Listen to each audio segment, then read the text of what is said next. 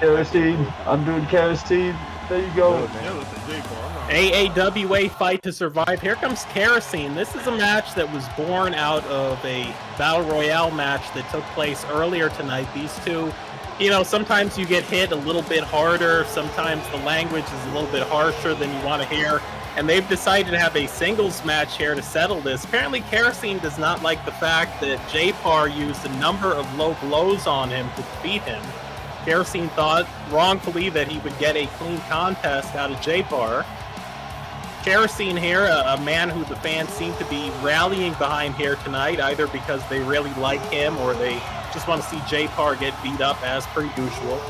In any case, Arachnid Soul back in the booth for the duration, calling the action for you. Now, how many bows and curtain calls is J-Par going to take? One fall to a finish. We're going to see how this thing plays out. Kerosene already sent to the corner. Eats two boots, gets out. Look at the military press here. Look at the strength. That's that strength and that size advantage that Kerosene has. Crowd getting real involved in this one. Kerosene now shot back into the corner. And this is the cheapness we talk about. Just ramming the man's head into that turnbuckle. J-Par now with a series of stomps. Clubbing overhand right that time. Greco-Roman knuckle lock here. J-Par wins the exchange with a drop toe hold.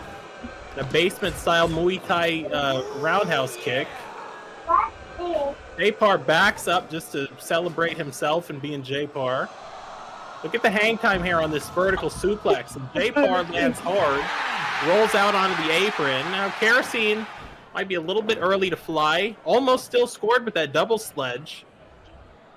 Kerosene now is going to, want to maybe be an inside fighter. He's the bigger of the two guys. He doesn't need the ropes to run around. And also, if he hits something big, he's going to want to be in the center of the ring to go for that cover.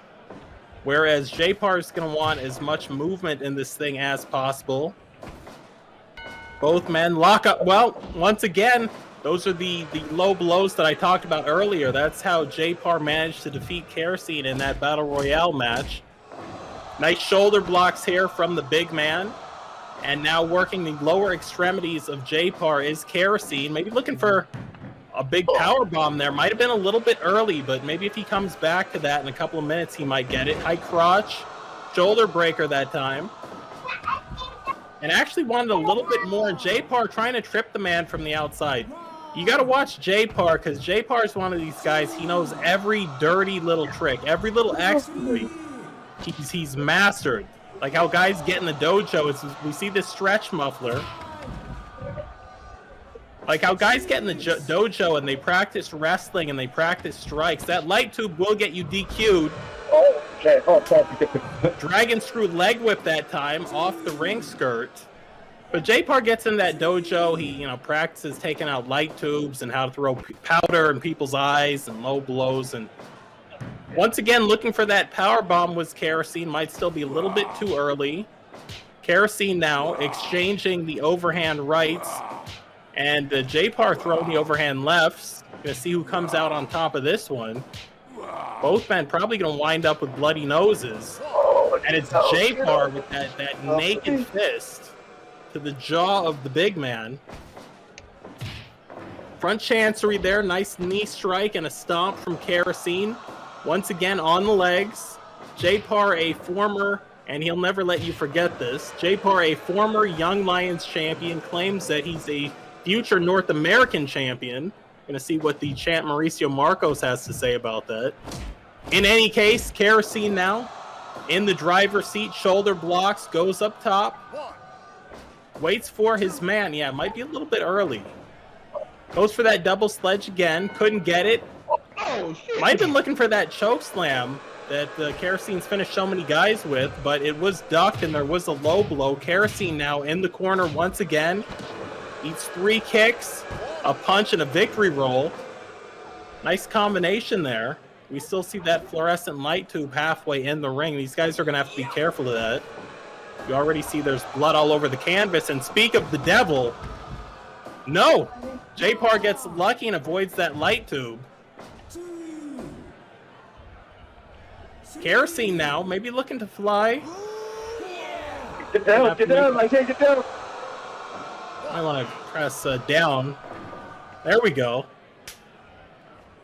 And J-Par now picking up that fluorescent light tube, actually putting it into a more dangerous position. Thought he was picking it up to throw it out of the ring. Then I realized it's J-Par. And this is what I talked about earlier. Kerosene, you're starting to see those shoulders shrug. He's taking those deep breaths. He's starting to get gassed now, and those shots to the midsection are not going to help. Face wash here. Get off of me. He's a liar. He's a cheater. He's a deceiver. Reminds me of Samoa Joe back in those early ROH days, taking guys' face off. Here's that sharpshooter J-Par loves so much. Beat Kerosene early with the Fujiwara armbar, trying to do it now with the sharpshooter. J-Par now eats that diving senton.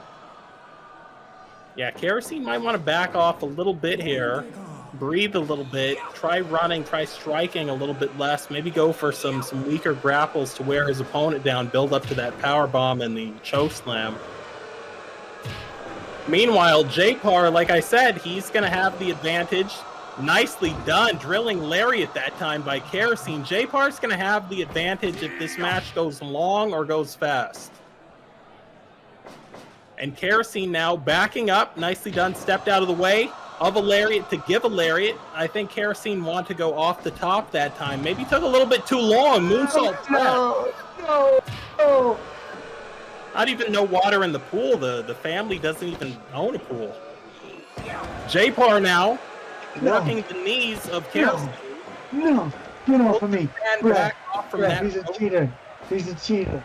J-Par looked like he wanted to go springboard and then forgot that's not in his arsenal. In any case, nice lariat once again from Kerosene, front face lock. He did this earlier on the other side of the ring, this Davey Boy Smith style delayed vertical suplex. Kerosene to the outside here, has a shot. This is going to be nasty if he hits it. There's that power bomb. Unfortunately, he hits it outside the ring. Almost reminded me of, Vader and Cactus Jack back in the WCW days, the mid-90s. It's nasty to get power bombed out there. And here's a stretch muffler. And I think this will be it. Has he put in the time? Has he put in the work? No, not quite yet. J-Par saying he's not ready to give it up. Here's the ground and pound. The forearm elbow shivers. Kerosene back to his vertical base. And once again, these two exchange fists in this hockey fight. To me, the biggest move that we've seen of this match has been that power bomb on the outside. Very thin pads out there, and then just concrete underneath it. It's a super kick. Maybe J-Par paying tribute to his boys, the West Coast Heartthrobs. We know they like to have those super kick parties. And this is it. If he pins that man, I think he's got him. Picks that man back up. Second time. Pulls him. R2. Might be looking, nope. Wanted that moonsault the second time. Listen, it happens. And here's that Fujiwara armbar. Smart wrestling from J-Par. Kerosene, though, still has a high spirit in this match. Comes back out. He's going to look to hit R2 to pin this man. And does. Referee in position. And Kerosene comes in and scores an amazing upset over J-Par. We did not see that happening. One powerbomb outside the ring, and three, a symphony, if you will, inside the ring. Kerosene with a massive win. Thoughts and prayers in chat for that man, J-Par. Unbelievable. And one of the biggest wins that we've seen, one of the biggest upsets that we've seen. I don't know how to get to the chat.